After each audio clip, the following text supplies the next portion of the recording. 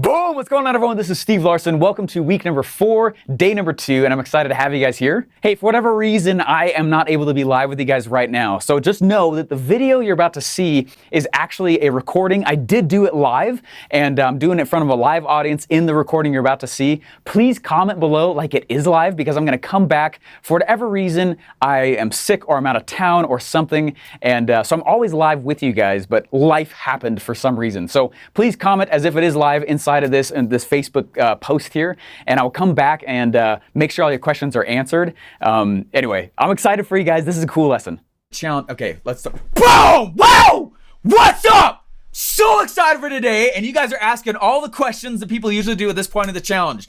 When somebody starts to ask, when does the challenge leave? It is usually a symptom of somebody trying to get a release from having to move forward.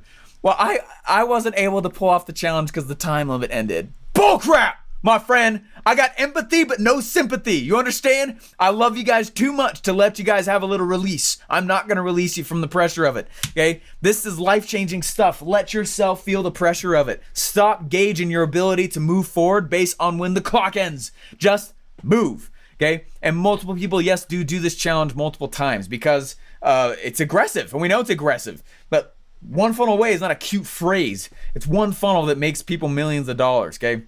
Okay, anyways, I'm excited for today, very excited for the what we're going to talk about. This challenge, okay? This challenge obviously is ending soon, okay? And the content, we do delete it, okay? We get rid of it.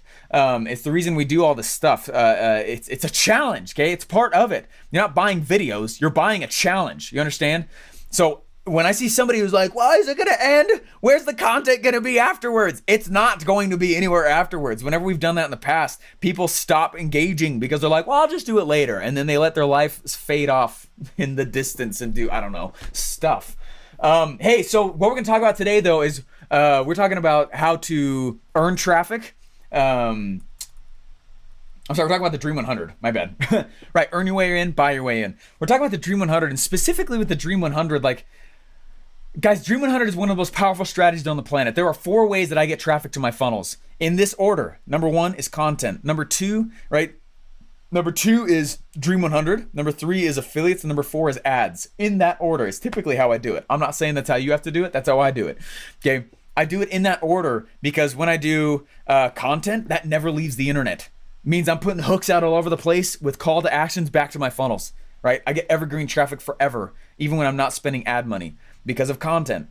Dream 100 is awesome because I'm creating relationships with influencers. That's what I'm going to teach you guys today. Okay. The third thing is that I do affiliates. Affiliates are nice because they have lists already, kind of like Dream 100, but they're willing to spend more money to promote usually than a Dream 100 person is.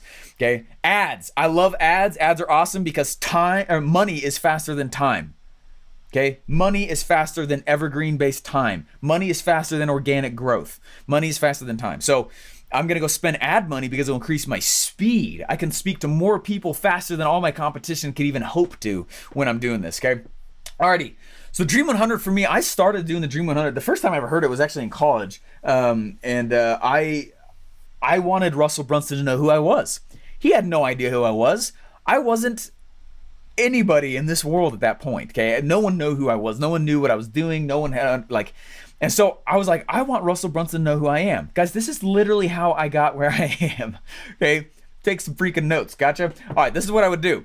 I didn't have any money. I was already broke, okay? I had no cash. We were living on loans, guys. We were living on loans. There was nobody who knew who I was. I didn't have an email list. I had no list. Right? Like, no one knew who I was. I was complete from scratch. This is only 4 years ago. I can tell you how fast this world can change for you if you just do what we're telling you.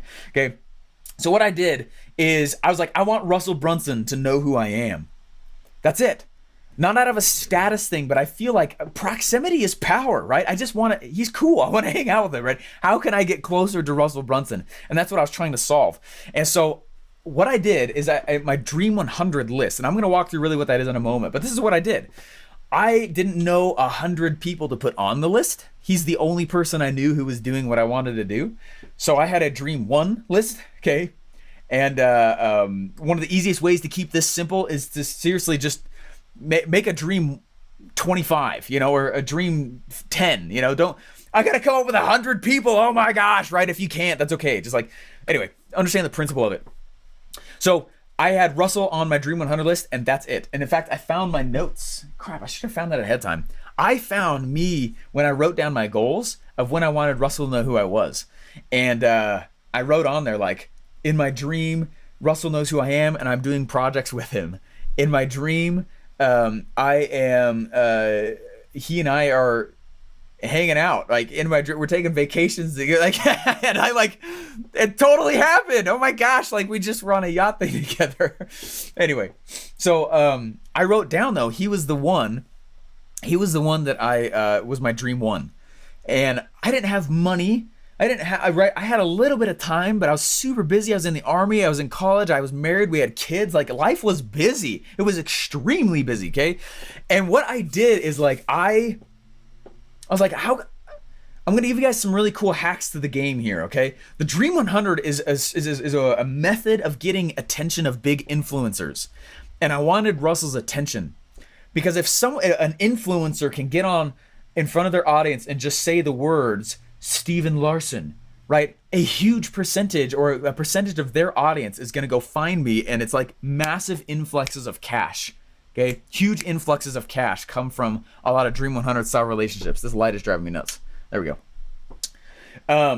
Okay, so I wanted Russell to know who I was, because, like, maybe he could go in and he could, I don't know, help me build a funnel or something. I was just following my gut on this a little bit, okay?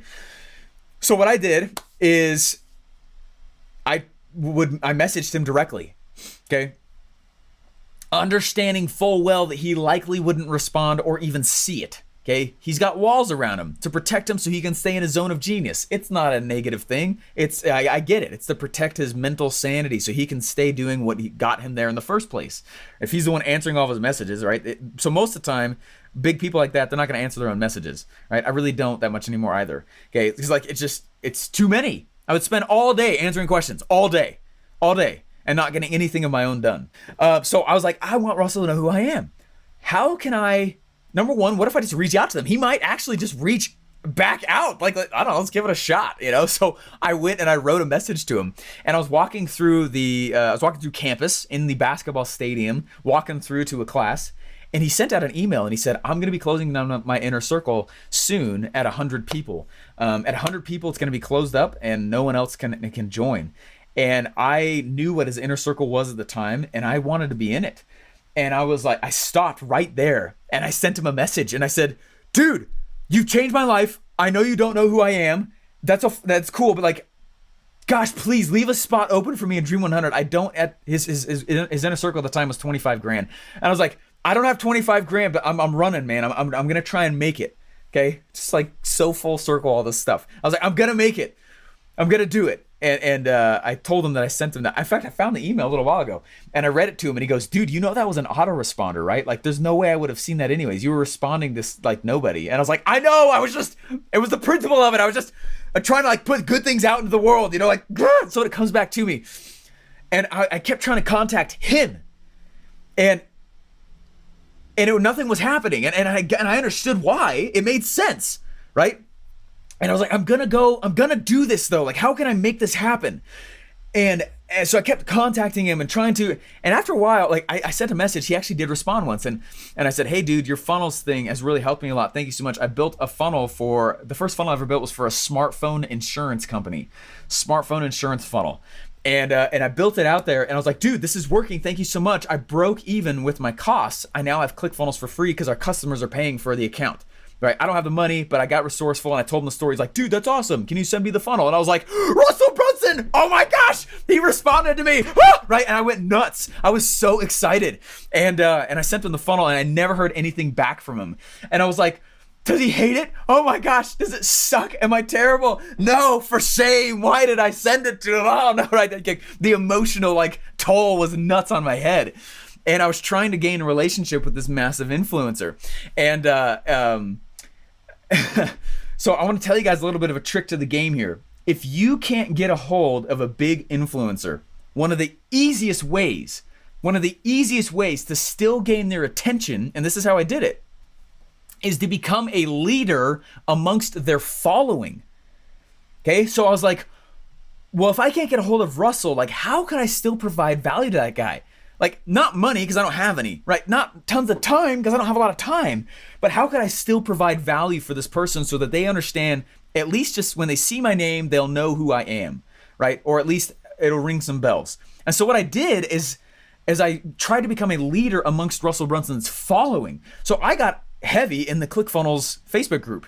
And I would answer questions like crazy, and I would get it just for free, just for fun, okay? And so I'd be in classes, and I would be reading people's questions and typing back my responses to them, and typing back response like, well, here's how you do that, and here's how you get to know that, and like this support ticket over here. And I kind of became a pseudo support guy for not long, and it really helped. And people started saying Steven might be able to help with that, right? No one gave me permission, okay? Stop waiting for permission. That's one of the biggest things I had to overcome personally. I kept waiting for permission to do something. Well, maybe I should reach out to him first. No, just freaking do it, okay? Just do it, right? Just add value. So I started answering all these questions and helping tons of people for months.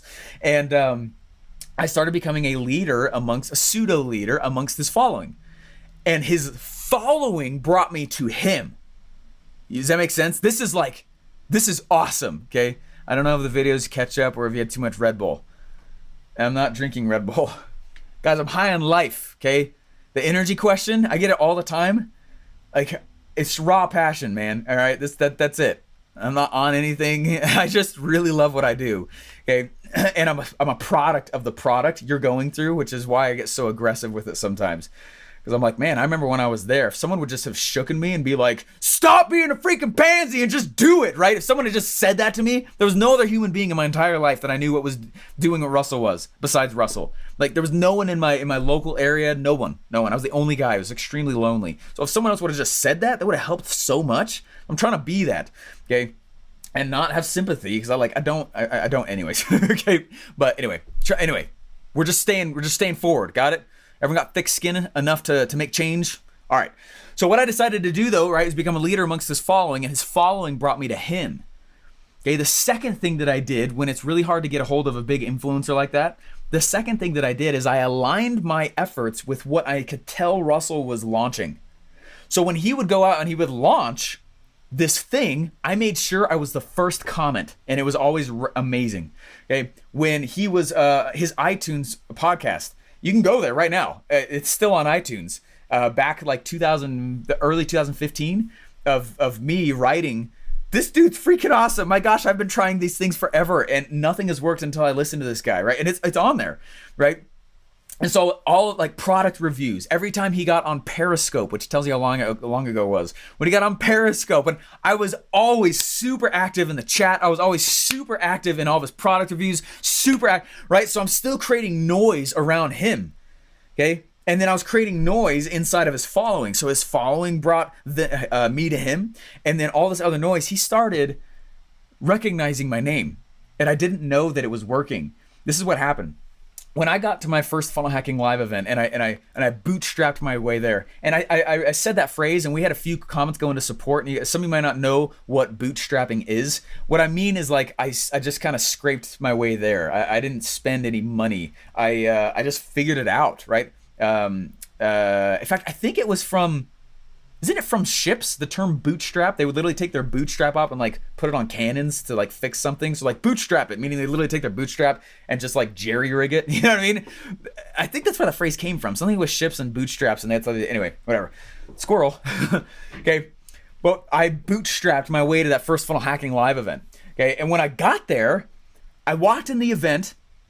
And I walked up to registration, and this is the series of events that happened and how I ended up working for him a week later, like this far from him, right?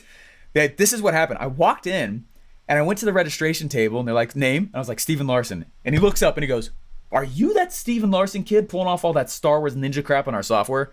That's exactly what he said. It was Mark Bangeter, who's head of support right now. And I said, I don't know. He goes, you are. I want you to apply to work here. And I was like, whoa, all right. Well, I'm graduating in a week. I was building funnels for another company successfully. I was gonna go be the CMO of another company right out of college. And he's like, all right, well, just think about it, okay? Just at least fill out the application at least. I was like, all right. I walk into the event, and on Russell's first presentation, he's talking about one of his most recent launches that he'd done and showing screenshots of it.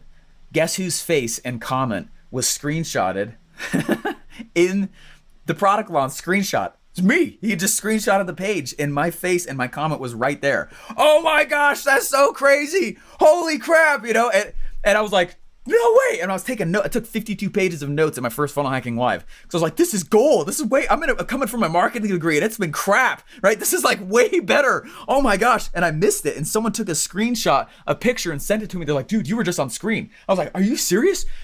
Well, when I met Russell face to face at the end of the event, took a picture with him. I waited in this huge line and he did like 3 double takes. I don't know what you call that. A 6X take. Because he's like, what? And throughout the event, I was getting all these job offers because I was already a fanatic and I was helping so many of their audience. So I was applying to be a support guy. That's what I went in to go for. They know who I was because I helped them know who I was. You know what I mean? By commenting, by helping, by adding value before ever talking about, well, what's this going to pay? But anytime I have somebody who's applying to work for me and they go to money first, I'm like, thank you so much. Yeah, it's a hexa take. Yeah. Anytime somebody asks you like, how much is this gonna pay? I'm just like, here's the door. Thank you so much. Okay, I will overpay you, but if that's your focus up front, I'm not gonna. Right, I'm very aggressive, and I need you to be a competitor. Anyway, and so I just add value, just lots and lots of value, and his team, his staff, right, the COO, right, other major product creators, they all knew who I was, not from me waiting for permission. All I did is add value to his audience, and I added value to him, and I added value to his purposes. I aligned with his product launches on all this stuff. I was always commenting. I was always rallying the rest of the group. I was getting lots of, and that's exactly how I did it. He was my dream one. There wasn't anybody else. Okay. And when I went to go interview with him 3 days later, I walk in and he kept looking at me funny. And I was like, what is it? He goes, I think I know where I know you from. And I was like, yes, no way. Are you serious? And he goes, you're the guy I screenshotted and put on my slides of Funnel Hacking Live. And I was like, yeah, baby, wow, right? And I've been doing tons of stuff. And he's like, this is so cool. That's amazing. I was like, dude, you were my dream one of my dream 100. I don't know who else to put on it. And he goes, you're kidding. I said, no. And we talked for an hour and a half at a very aggressive speed until finally his assistant was like, all right, he's got other things he's got to get done today. And 20 minutes after just getting in my car to drive back home, they called and said, do you want to be his funnel builder? And I was like, no freaking way. You're going to pay me to do that? What I'm trying to tell you guys is like, with the Dream 100, what kills the goose every time is when you sit back and number one, like I'm not trying to be rude. I have a stack of Dream 100 packages on my desk right there that I've never really looked at. It's not that they just sent one, it's that they think Dream 100 is package sending. Okay, that's part of it, right? We're gonna send things to him, we're gonna just be friends with him, okay? But it's not about just sending crap to an individual. I have, hold on, 1, 2, 3, 4, 5. I've gotten 10 people send me a lot of stuff. It's very nice of them and I appreciate it a lot, but I think that's what Dream 100 is. It's not package sending. It is relationship building. It is value adding. It is how can I align with this massive influencer's purposes where if all they did was said my name, it would sell more of my products. Okay? That's all the Dream 100 is. And people go look at this convoluted area like, I gotta be in the game of package sending. That's a method. Not Dream 100 itself. That's a method. And I do that. In fact, I'm not even going to show you my office right now, man. When I'm preparing for Funnel Hacking Live speeches or speeches in general, my office gets wrecked. There's like crap all over the floor. But I have boxes to the ceiling of Dream 100 packages and paraphernalia that I send out to them, right? One of them, actually, you guys mind if I grab? Dang it, it's sealed up. I got a box of foot long, it's a fish that's a foot long, and I wrap it up and I send it out to people and I'm like, this is an invitation to you to fish slap the crap out of the old ways that people are doing things in your industry. It's like super aggressive, but it works, right? It's little funny stuff like that. They don't need to be expensive. They don't need to be crazy. Anyway, but you understand, I'm showing a little personality. I'm helping them know that I'm not willing to back down. And it's not a game of package sending. Okay, that's like the biggest misunderstanding of the Dream 100. So with that intro, can we walk through this? Here we go. That's part of Do you ever still get starstruck seeing Russell in the office? I was mute for like the first 4 months because I was sitting there and my screens were reflecting. We sat back to back and he had 3 screens. I don't know how he does 3 monitors. I can only handle 2. I had 2 monitors. He had 3 there. And on my left one, his face reflected perfectly off of that monitor into his monitor into his face. So I felt like he's always looking at me. So I didn't say it. I was like, this is Russell Brunson. Don't be an idiot. Don't be an idiot. Just keep building funnels. Don't tell him you almost put a poster of him up on your wall in college because he's totally your hero. Don't tell me you almost put a poster of him up. Don't tell me like I was a huge fanboy already, man. Like anyway, it was nuts. It was so yeah. It was crazy. I could barely handle it. It took me forever just to talk. And anyway, so now I try to just wrestle him, and we wrestled at the last 10X event, and he totally bruised me up. I got bruises up my sides right now. I keep telling him I'm gonna choke him out one day. Anyway, hey, let's move into this. All right, here we go. Hey, so the Dream 100 is you guys are going to learn today from Russell what the Dream 100 really came from. And what I want to do is just kind of teach you some of the methods that I've used to use the Dream 100 easily. And I just taught you one of the biggest ways, and the principle that I hope you hear is overarching with this whole thing. Just add value. Okay, do it without waiting for permission. They're not going to give it to you. And it's not that they don't care. They have different motives than a customer does. Okay, a Dream 100, an influencer is motivated differently than one of your customers is. Please hear what I just said. Okay, when someone reaches out to me and they say, Steven, I've got this great opportunity for you. I'm like, I don't even want to hear it, number one, because I have tons of opportunities. What, right? You're not giving me anything different. Right? Second of all, if it's still an idea, ideas are worthless. An idea is not an asset. Every time someone comes to me and they're like, Steven, I got this idea. What if we went and we built this thing and then you give me 50% of it? And I say, wait a second, why don't I just take your idea and build it and take 100%? You know what I mean? I'm just trying to understand, like, if your thing is still an idea and it's untested and you go and you approach somebody who's an influencer and you're like, we could do this thing together. They're not thinking, thank heavens for another opportunity. I've been waiting for one. No, they've got opportunities coming out of their butt. Okay, they have so many opportunities. Okay, it's actually the opposite problem. They are trying to just narrow their focus and stay focused. Okay, you have no unique advantage by having an idea. Ideas are worthless. Ideas are nothing. It's the same thing you see on Shark Tank even. Shark Tank, while I don't believe you need any VC funding ever, right? For most things, like 99% of most businesses, you don't need funding. If you're gonna build like a stadium or a factory, all right, you might need to get a little funding, okay? But what we're teaching here, you don't need funding. Okay, so anyways, regardless of that, Shark Tank, people walk on in and they say, this is the, right, this is the business and this is the product, and they hand out the prototypes and they go and then they ask the dreaded question, tell us about your numbers. And then somebody says, well, we haven't actually started selling it yet, but we've got these cool prototypes and people have said they're really excited about it. Okay, not interesting to an influencer.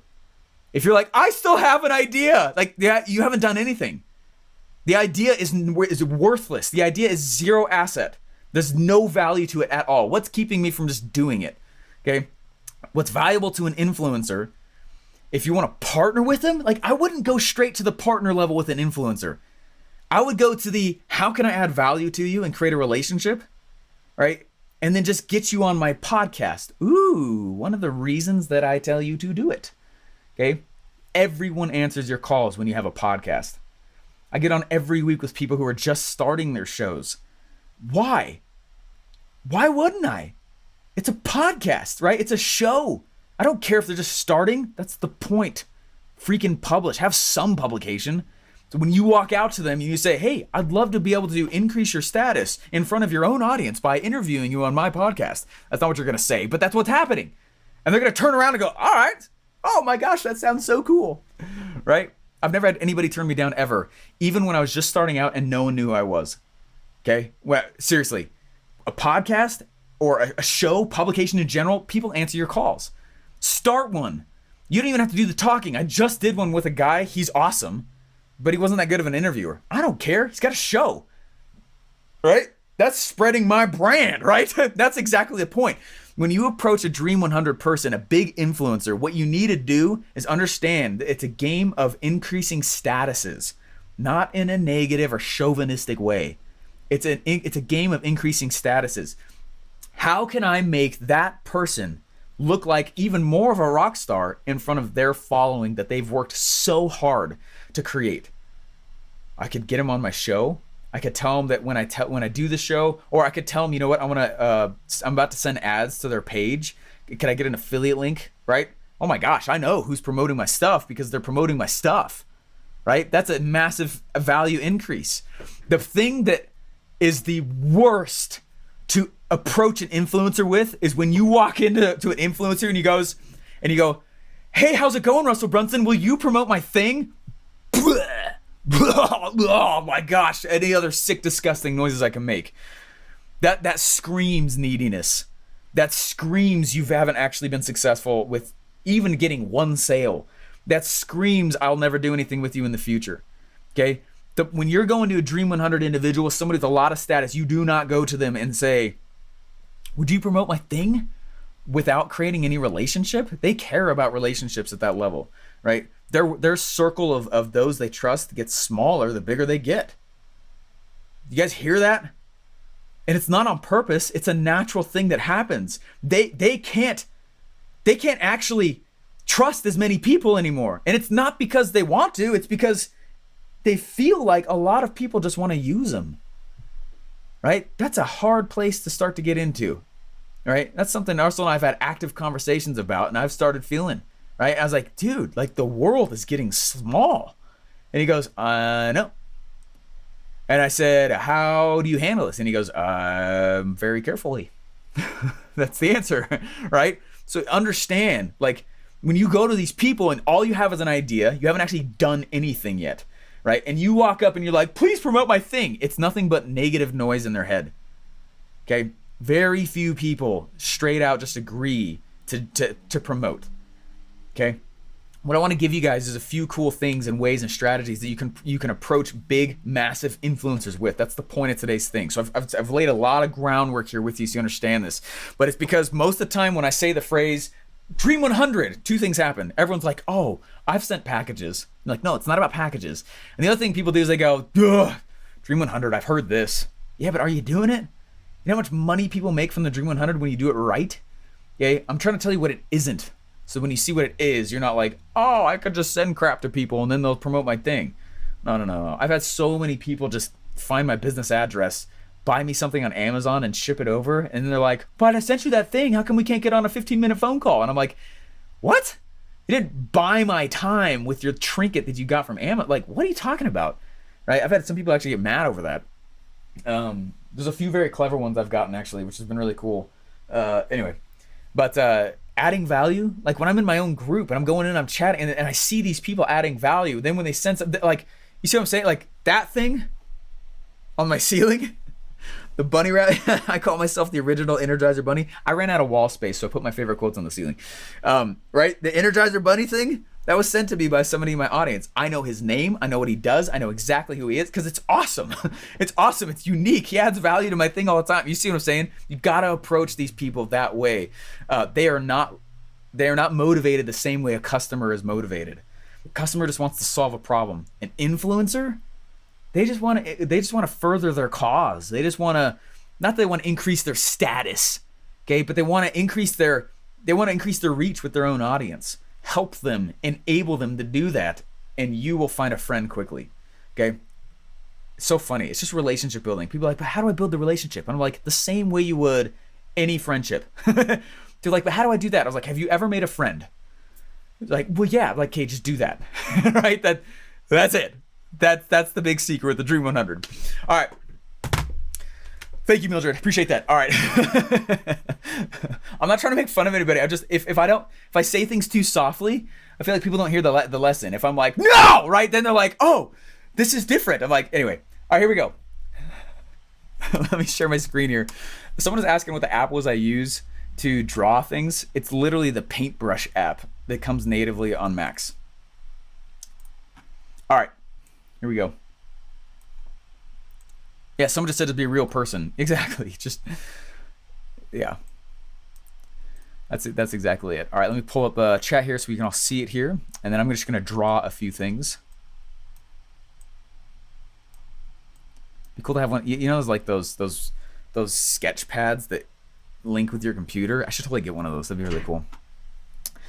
I stalked Juliet at funnel hacking last year without knowing about the Dream 100. Poor thing, she thought I was mad with my gift from the UK. Right? Isn't that funny? Like, it's not about the gift, it's about adding value, creating a relationship. Totally get it. I've had a few people reach out. They act really chauvinistic with me. They act really like expectant. Like, Steven, but I sent these things to you. Like, you're supposed to go in and promote my thing now. And I'm like, what are you talking about? No, it's not a hard, fast rule, and it's not about packages. All right, anyway. Yeah, just be a real person, 100%. Absolutely, Sarah Lynn, definitely. So I had to get my mom to introduce me, like, in grade school. Isn't it easier to do Facebook ads if you're scared to just approach the Dream 100? Julian, you actually bring up a great point. Okay, so check this out. So I like these 4, and this is one of the reasons we do Dream 100 stuff in general, right? Let's say that let me just draw another principle here for you guys, and then I'll dive into something else here. And then I'm going to give you an example of something that I've actually sent. I have a letter that I send to a lot of people that got like 36 out of my 100 to respond in like a week. Okay, so I'm going to show you guys that. What? Okay, that's where I'm going with it. It's so cool, but it follows the same principles I'm teaching right here. Okay, so let's say though that this traffic sort, this color is Dream 100. Let's say that this traffic color. Okay, now actually, let me just draw it first. Okay, the Dream 100 works kind of like this. If this is revenue, this is the reason we do what we do on these things. Okay, let's say this is time, and this is money, revenue, specifically revenue. Okay, the Dream 100. A lot of times it takes a while to create some relationships. Like, it's not a way to. You don't make a ton of money with it immediately because you're creating the relationships, and then bam, big spike in cash, right? And then nothing for a little while, and then someone else drops your name, bam, huge spike in cash, right? And that's kind of how Dream 100 acts. Okay, let's say content. Let's go with blue because blue is cool, and blue looks like cool. Okay, content. What I've noticed is that my revenue as I promote my content is very slow, but it's increasing over time, right? That's why it's this long-term asset that as I put into, right? I'll put in an episode, and in one shot, one episode is getting heard by more people than the first 2 funnel hacking lives. You see what I'm saying? It's like a lot of power that you start to wield as a content provider over time. If you just put your head down, stop looking at the clock, you develop an actual asset, and then you put call to actions in those episodes that push to whatever funnel you're building, right? So that's why I push the content thing so much. If I'm looking like at affiliates, let's do affiliates as red. Affiliates are different than Dream 100, right? An affiliate doesn't necessarily have a big following. They just want to promote their link and get commissions for it. Right? They're seeking to promote. A Dream 100 is not always seeking to promote. They already typically are successful to some degree, and they already have a following. Affiliates don't. Affiliates a lot of times don't have much of a following.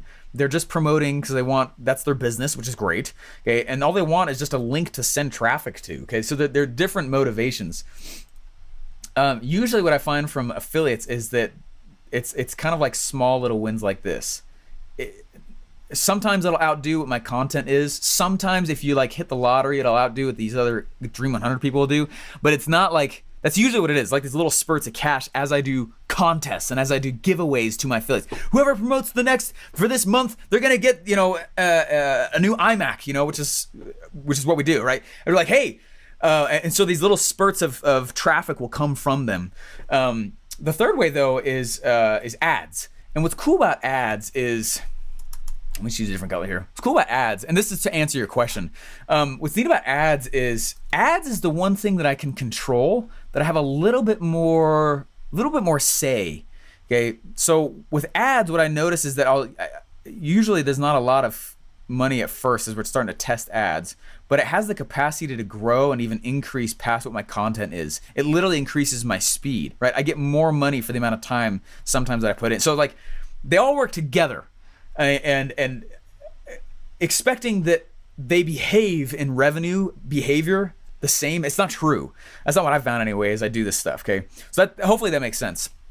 A Dream 100 list is started in notes. How can people be so entitled? Also remember that a lot of influencers get paid to promote stuff. So being authentic is the best way to go if you don't have money. Yeah, exactly. Right. Exactly, Sarah Lynn. Like they're either getting paid by companies to name drop their stuff, like, hey, this episode's brought to you by such and such, right? And they're getting paid money to do that. Some of them are that way. Some of them are like, I just promote my own stuff. Why would I take my focus off my own thing and make more money, right? So it's about a relationship at that point. Your leverage is not always so much about the product, or hey, I'll give you 50%, or I'll give you 70%, or whatever, right? It's not. That's why that's not always that appealing to them. They're already in motion. They're already in momentum, right? They got wheels behind them already. Okay. So the Dream 100. So here's what I want you to understand is like, if you think about hopefully that clarified a little bit of it. So with the Dream 100, like, let's say that this represents your level of influence starting out. It's very small. No one really knows who you are yet. That's okay, right? But you just don't have a lot of influence. Like, you think about like Warren Buffett. He speaks and the stock market moves, right? I mean, that's like a lot of influence. That is insane, right? None of us have, most of us, I would assume, unless you have that level of influence right now, please let me know. That's awesome. Okay. But most of us do not have that level of influence. In fact, he's probably one of the only people, right? He's part of that very small group of people that can say that kind of thing. But if that's us, we're just starting out, very small amount of influence, then there's somebody who's got a little bit more influence than you do. Okay. This is the strategy. I'm going to teach you guys a strategy that I kind of came up with and used to not just launch my podcast, but I used to get inside of these really high level places. Okay. And so this is how I did it, literally. Okay. Then there's people who are a little bit more influential than them, right? And such and so forth. Then a little more than them, a little more than them. And when they speak, more and more and more influence is popped out, right? And more people hear easily because they're already tuned in. It takes time, energy, right? Even a little money to create a following, right? Why not just leverage the followings of other people? Okay, so let's think about this. If this is you, right? And you're like right here at this level, right? And then let's say you keep going, or let's say it's me or you, right? And then let's say Russell Brunson, right? He's a few levels up here, right? And then let's say like, Tony Robbins, maybe a little more influence than Russell, right? Then let's say the Pope. Okay. And then who's at the very top? Who's at the very, very top? Okay, to go past all religious and political debate, we're gonna say Batman. Hey, Batman. Okay. Batman's at the top. Look how much influence he's got. Oh my gosh, when he speaks, everything changes. Okay, I love that part, and I can't remember what movie that is. What's your superpower? And he goes, I'm rich. Anyway, all right. Okay, what you have to understand is like, there are different tiers of influencers. So when I'm going and I'm approaching these people, one of the reasons why Russell was the only guy is because I didn't know this, but I had chosen what I call an A-level influencer. A-level influencers are hard to reach. They're A-level. Okay, they're at the top of the game. They're tier number 1. They're at the top. Okay, they're hard to hit and actually go get. So if I have like so I think about like whoever is directly. So this is my phrase. Okay, I reach 2 levels up. So what I started doing, and what we're gonna go have you guys do, and the whole point of today's challenge, you're gonna go write a list of Dream 100. Okay, try and come up with 100 people who are big in the Facebook platform, I recommend going for people who are already publishing, okay, in your industry, because if they're already publishing, it means they have a following and distribution. That's what you want. If they already have distribution and then they go name drop you, especially like if they're publishing, they got a podcast, they're always looking for content, right? If you go in and do a cool thing with them, it's likely that they're going to drop your thing to their distribution channel, right? Depending on how big they are. Okay, but I'm going to reach 2 levels up at all time. So this was me starting out, right here down at the bottom. Well, there's somebody with a little bit more influence, and then there's somebody with a little more influence than me, a little more influence than them, a little more, right? And so what I do is I think like, okay, here are C-level influencers. Let's say that there's another level in between right here. Oops. Hopefully this is helpful. This is just like the gaps that I've seen with Dream 100 stuff that people are like, they kind of struggle with. Okay, here we go. I should have drawn more levels. Doesn't make sense to have Russell that so low. So anyway, okay, check this out. So what I do is, let's say Russell is an A level influencer, because he clearly is in this space, obviously. Okay, so he's an A level influencer, right? Then we have B, and B is like right there in that middle run right there, and then like C. So what I do is I reach 2 levels up at all times. So 1, 2. So I'm gonna go and I'm going to try and get as many C-level influencers on my podcast as I possibly can. I'm scratching their back, okay? I'm scratching their back, but they have more influence than I do, right? They got all these pockets over here than I have. When I get a lot of C-level people who are starting to know who I am and know my products and they're excited about it, I'm gonna reach 2 levels up. When I feel that I myself have leveled up, I've gone up a level in influence, I'm gonna reach 2 levels up and start going for B-level people, okay? Literally, this is what I did. Okay, when I felt myself become a C-level influencer, that's when I started getting guys like Russell on my show, okay? Which is what I did, okay? I will not go backwards. Okay, so I'm not gonna go get a C level anymore. And it's nothing personal, it just doesn't help the brand that I've built. It doesn't help the products that I've built, okay? So I reach 2 levels up, but I don't go down. So now I'm only going with Russell-styled, Russell-esque big people in the industry that I'm going, right? My red ocean market, my competition, okay? And so I go piece by piece by piece by piece all the way up, and that's how I do it. That's exactly what's happened. This can take time, but that's okay. It's actually to my advantage. I don't have to come up with the content. It's scratching their back. It's making my podcast go further. It's going in it, right? And until I can learn to find my voice and I get comfortable with it, my people will have a reason to listen to me, because they're still C-level influencers. Okay, they still have a little bit of sway, a little bit of stature already, which is great. Right? They speak, and some people are still already hearing them. Okay, that's exactly what I did. So the same is true when I'm launching the podcast as it is when I'm starting to put products together. I'm gonna go in and start going to C-level influencers. So what I recommend you do is that if this represents your Dream 100 right here, right? You got all these people that you're gonna go put on your Dream 100 list, right? Tons and tons and tons of them, all over the place. Let's say this is 100 little slashes, okay? So we got 100 slashes all over the place. What I recommend that you do is make like half of them C-level people, okay? You're gonna get way more C-level than you are A, right? Then make fewer of them B, and then make a small level of them at the top, make them A. You see what I'm saying? I didn't draw that correct, but you see what I'm saying? Okay, that way you go, and what you do is you have all these C-level influencers who are starting to agree to do stuff with you. Then you go to B, and you say, look at all these C people who've said that I can promote with them. Do you want to do it also? You got all these testimonials now of successful people who've promoted your thing, right? Then I can go in and get more B. Then I leverage that into A. Okay, and Ryan Holiday calls this trading up the chain. He does it with content, but the same method is true with this. Okay, you're just going to use a lot of small to go a little bit bigger and a little bit bigger, a little bit bigger, and that's one of my favorite ways to do this. The Dream 100 a lot of times helps you understand where you fit in the ecosystem. Okay, because my goal, this is very important. Okay, one other little lesson here with this. My goal is this. Okay, if I'm selling health, wealth, or relationships, this is how you fit in this game. Okay, and I decided that I'm reading Expert Secrets, and I'm gonna go sell wealth or health or relationships, whatever. And I'm gonna go sell people that believe, let's say, that real estate is the area that they need to be in order to create wealth, okay? That's a big bloody red market, which is great, right? It's red, it's super red, bloody red.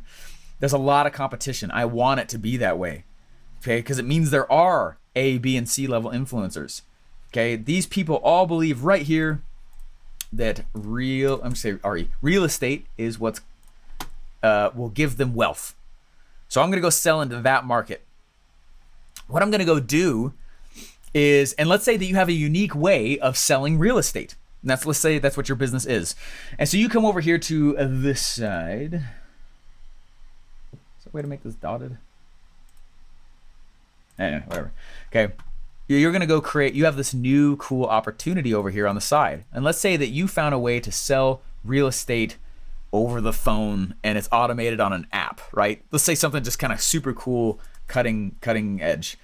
And you're like, don't do real estate the old ways where you're going around and knocking doors and beating street and walking around. You see what I'm saying? You can do this on an iPhone app. People are like, oh my gosh, that's so cool, right? That's your new opportunity, this market over here. What I'm going to go do is I'm going to, where are my influencers that I want to be talking about this? The people that are closest in belief to what I'm already selling. So this market, right? This one, this red ocean right here. The people who are already, right, with the shortest amount of education needed for them to buy. That's my red ocean, right? That's my market. That's where I go to sell my goods. No one exists in this new one yet. No one's there. I can't sell to anybody. Who I'm selling it to, although it's new, who I'm selling it to is back to the red. Hopefully this is not getting too deep, but this is making sense. So what I do then is inside of this is I'm going in and I'm seeing who the A-level people are. Inside the real, who the B are, right? Who the C are. Maybe I'm a few levels away here and I'm down here kind of towards the bottom still. No one knows who I am yet. That's okay. I'm relating relationships with people inside my target market so that when some C-level people are like, you know what? That Steve Larsen's got gigantic eyeballs, but that's cool. You know, he's got these awesome products here that I'm going to go, look at this, audience. Did you know he's got this? This is an option. Holy crap. They'd name drop you, and it brings a portion of red ocean over into your new opportunity. Okay, then you go and you trade up the chain. Oh my gosh, look at all these C-level people, or just one or two of them, or three, or whatever. Okay, Dream 100, 100 people. Totally realistic to only get like 7. You know what I mean? It's not a don't expect 100 people to respond. It's not the way it works. They're busy running their companies, which makes sense. Okay. Then a few people are going to do that, right? Then you're getting huge portions and momentum towards your thing, and their content you created with them stays on the internet, right? It's evergreen. It continues to sell people in portions of the red ocean over into your thing over here. Okay. That's how I do that. All right. So, let me stop sharing screen here real fast. And let me just pop open one last thing here. And I'm just gonna read to you guys. I'll share you guys. I'll share the letter with you guys. Just understand that people don't need a new opportunity. That's not what's sexy to them. It's sexy to you because you've been looking for one. It's not sexy to them. Okay, if you're brand new, it's sexy to you. It's just not to them. They have opportunities more than they can handle. It's actually stressful a lot of times. Okay. Like, oh, wouldn't that be a nice problem to have? Yeah, say it sarcastically if you want, but it is a problem. Okay, so don't add to their problems by coming to them with I have a new opportunity. Like, that's most of the time, that's not something that's exciting for people in that area. Anyway, all right. Let's jump over, and I want to share this thing with you guys real quick. My son would agree with Batman. Nice. Nice. Batnar, that's hilarious.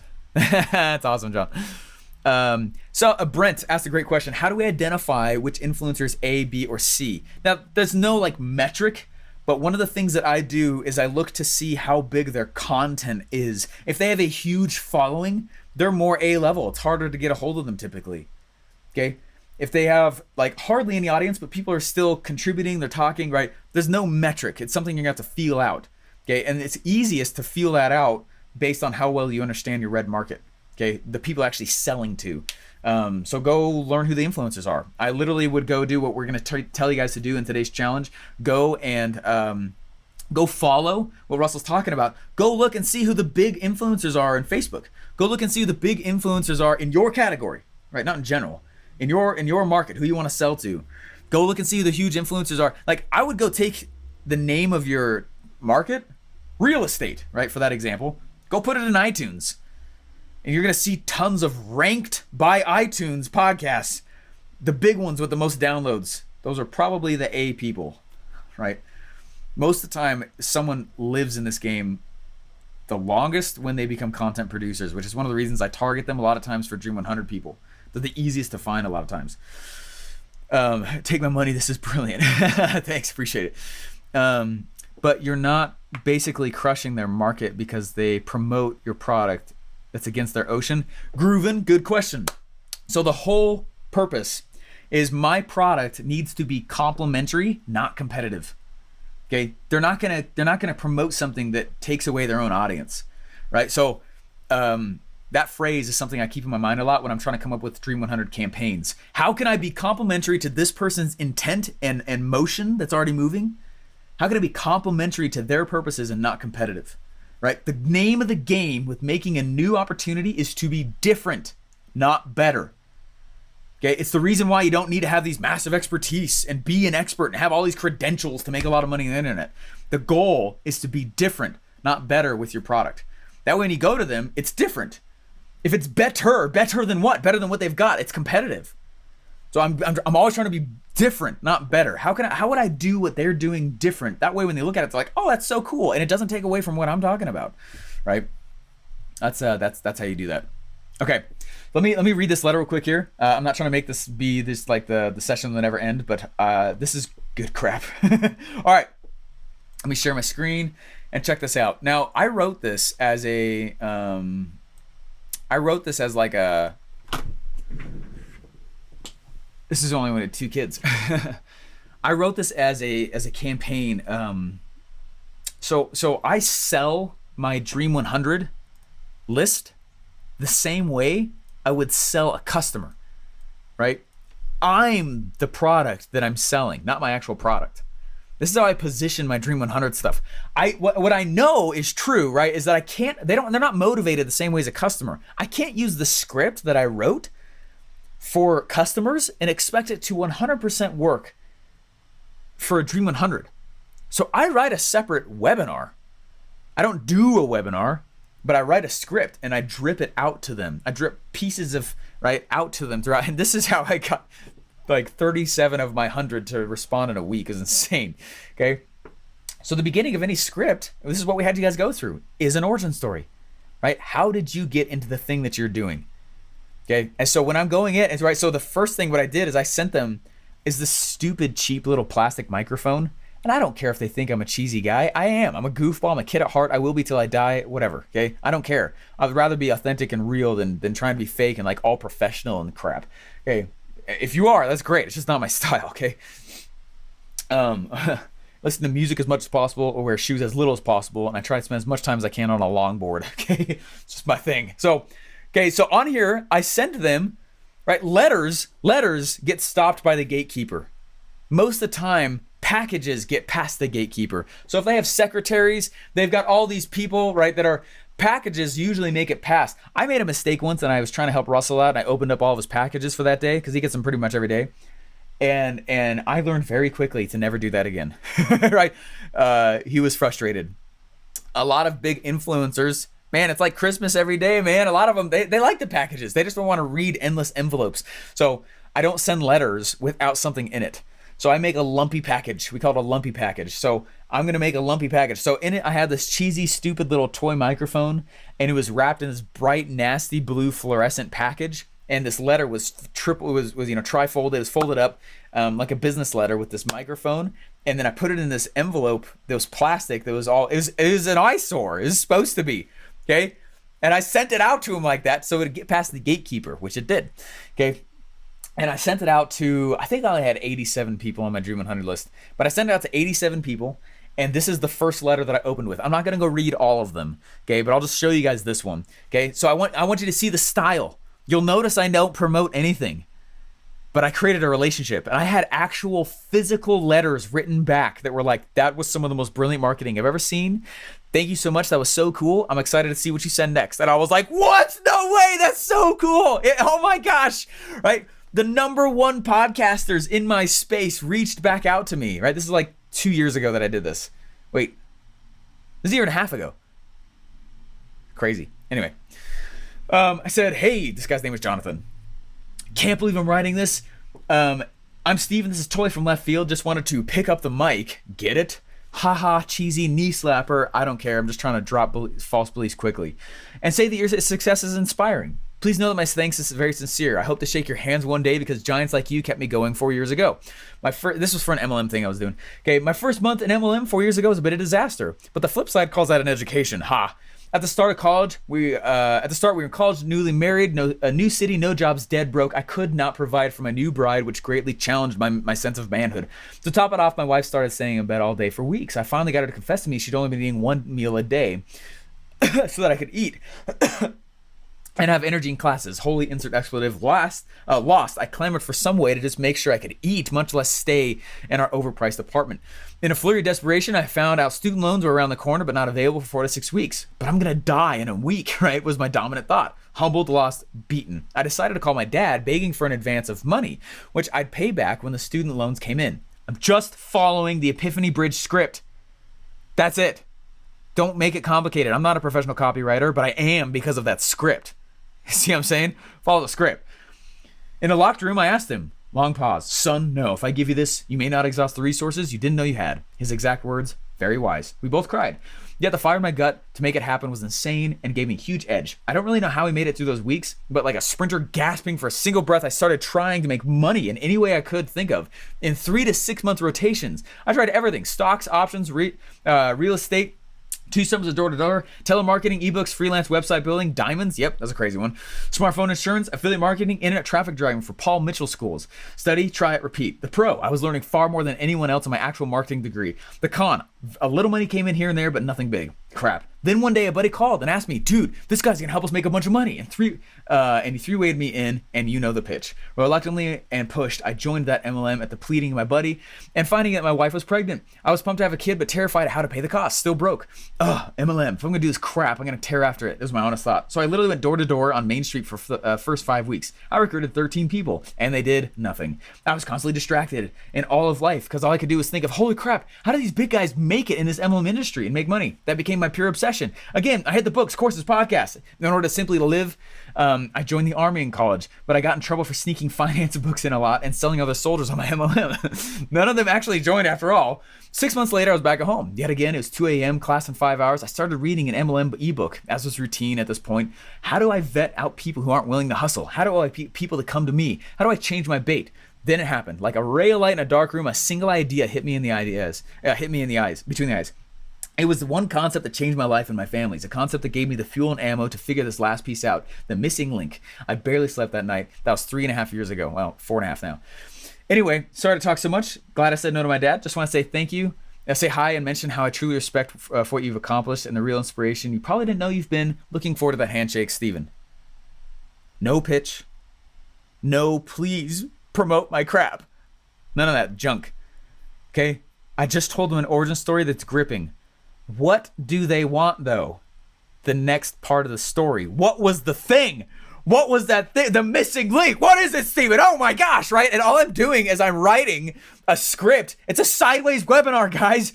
Here's my origin story. The next month I sent out the story that's attached to secret number 1. The next month it was attached to secret number 2, secret number 3. Then number 5 was the pitch. I'd love to have you on the podcast. I'd love to have you promote this thing, right? The people are like, oh my gosh, that's so cool. Let's get on your show, right? Relationship. Okay. Again, like I was saying on that revenue thing, takes a little more time. Massively brilliant. Like this has been amazing. Next, and it's just all continuations of the same story. The little Seinfeld stories, they're little cliffhangers. It's a soap opera, right? Start with drama, end with drama, but you're like, oh, what do I need to have? I got tons of people who reach back out. All I'm trying to do is help you guys see ways to pull this game off so you don't feel like you got to be annoying, right? And I'm trying to show you ways so that you're not, right? And it's actually showing it's showing you, right? Showing you for who you are. All right. Grant Cronin's assistant reached out to me and asked me to be on his podcast because of an email campaign I had him on providing mucho value. But I got scared and didn't go on the show. Now I'm going to reach back out to her. Dude, yes. Yeah, okay. Yes. Reach back out. Okay. It's 100% doing that. Congrats. That's awesome, man. That's so cool. It's an emotional story. Someone said, dude, get your face out of there. Oh, get your face out there. Yeah, I do. Right. I'm going in. It's funny, man. My wife and I, we were down here. I hand signed every letter. I studied about each one of these people to know what they're promoting, and I hand wrote, hey, hope such and such product has been going well for you. Right? I'm letting them know that like it can't feel like it's blast marketing like all over the place. It's got to feel very specific and individual. Okay. Anyway, It's good stuff. Guys, hopefully you enjoyed today's thing. This has been, this is some good stuff. You guys who are still on this challenge with me, I'm allowed to go a little bit deeper on some topics and stuff. Don't get stressed out by it. Just know that they exist, right? I'm just trying to bathe you. Just keep focused on the stuff that you're doing, right? And just know that these things exist, right? Again, so big, massive surprise for you right here. We are doing a contest. Like the OFAreview.com is part of the contest, okay? But there's another contest we just barely started. Let me make sure I got the right link for you guys, and I'll type it in right here. OFA. Anyways, what we're doing is we're going to be doing a whole bunch of like giveaways. Like Russell's doing a contest like for $1,000 for Funnel Hacking Live tickets for right, and we want to include you guys in this contest, okay? So here's how you do it. If you guys go to onefunnelaway.com/unboxing, okay? onefunnelaway.com/unboxing. We thought it'd be cool for you guys to, boom, there it is. Let me just click on it, make sure it goes to the right spot. Yeah, okay. It's a video with yours truly. Yeah, okay. Okay, so it's a contest. What we want you to do is just film yourself unboxing, like opening up the box, right? And then all you do is you're just gonna post that video on Facebook, and then just drop in the link for your for the post, and we put you in this contest, okay? Now, that seems like a lot. The benefit of that is if you actually do it, like the chances of winning are really high. So go in. Anyway, the rules are there. Go to onefunnelaway.com/unboxing. If you guys already have, if you've already unboxed it, just box it back up and make it really exciting, okay? No one will know, okay? That's what I would do. And then if you already have like Funnel Hacking Live tickets, things like that, and you end up drawing, they'll just refund you or whatever. I know they'll make it good. So anyways, just know that we're doing that for you guys. I'll keep telling you guys about that. And then I think, is it Friday? I'll be bringing one or two of you guys on, and we'll be walking through, I'm gonna walk through your guys' funnel. So make sure it's done, okay? That's the caveat, okay? So if you want to be entered into that, all you do is go to OFAreview.com. And you said someone hasn't gotten your box yet. If you haven't gotten your box yet, that's okay. They're shipping them out right now. They're putting cool stickers on them that say, so some of you guys have gotten, some of you guys like, anyway, I think something with like the shipping stuff. Anyways, they're on their way. They're getting out to you. And just know that this is something that we're going to be doing constantly. So if you're like, I'm going to miss it, you're not going to miss it. Just put it out there and you'll be entered into the drawing. So, which is awesome. So, or the contest. It's not really a drawing. It's a contest. So anyway, stuff for how to win that again is onefunnelaway.com/unboxing. And then if you, again, if you want to get on with me, make sure your funnel's done, but go to OFAreview.com. All right, guys, we'll see you guys later. See you on the next thing, and we'll see. Go watch Russell's thing and do the actual start brainstorming the Dream 100. Just let your brain hit this for the first time. Bye, guys. What's up, guys? Hey, thank you so much for taking the One Funnel Away challenge, and hopefully you guys liked today's lesson. We are always trying to find cool ways to just keep this fun and engaging. We know that there is usually a lot of mental work that someone has to go through just to get their first funnel out the door, which is shocking. You would think that it's just all about marketing. It really is not. A lot of work goes on between the ears. What we want to do with you guys is I got two things here. I'm making sure I can say to you guys here. There's two things going on.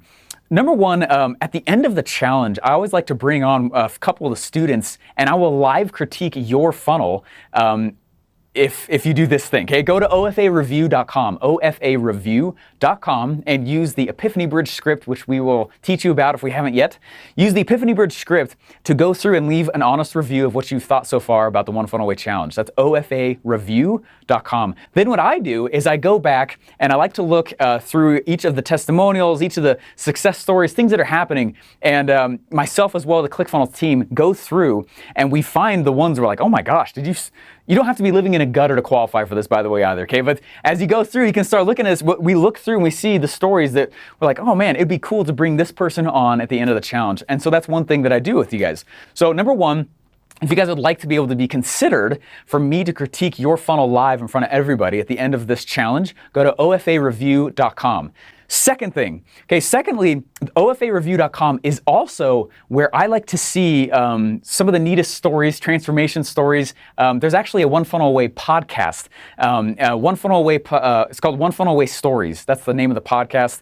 One Funnel Away Stories is a podcast specifically interviews with me interviewing you and the coolest stories and neatest transformations. Again, not that you need to be like totally living in a gutter and then turn back around and have this huge success. But what I do is I like to go back to the OFAreview.com and I will look through all those cool testimonials, things like that you guys are dropping, and my team and myself reach out and I ask, could I interview you? Okay. So if you want to be, number one, considered for me critiquing your funnel, and number two, possibly getting on the One Funnel Away podcast, okay, One Funnel Away Stories podcast, just go to OFAreview.com. Okay, that's the first thing. I know there's a lot. I'm just kind of pounding all this information out. We get a lot of questions. That's why we're doing this. Second of all, if you want to, Russell constantly, he likes to do like cool contests.